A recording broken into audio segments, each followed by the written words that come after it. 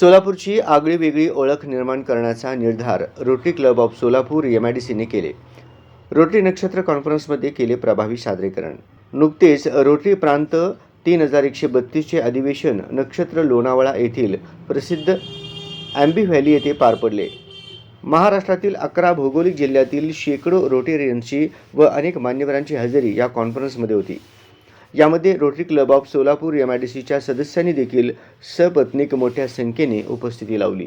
क्लबचे बहुसंख्य सभासद हे टेक्स्टाईल्स व इतर उद्योगांशी संबंधित, त्यामुळे या अधिवेशनात आपल्या क्लबचा वेगळा ठसा उमटवायचा व सोलापूरची आगळीवेगळी ओळख निर्माण करण्याचा निर्धार अध्यक्ष चारबाक बुरगुल व परशुराम रापेल्ली, सिद्धेश्वर गड्डम, अंबादास गड्डम, सत्यनारायण गुर्रम, कालिदास माणेकरी, रमेश कमटम, श्रीनिवास शेराल, श्रीनिवास बेंगी, व्यंकटेश बिटला आदी सभासदांनी केला.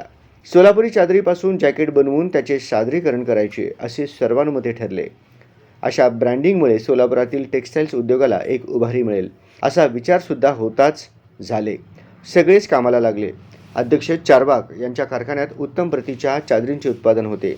त्यांनी रोटरीच्या सर्व सभासदांना व इतर मान्यवरांना जॅकेटसाठी लागणारे चादरीचे कापड मोफत देण्याचे ठरविले.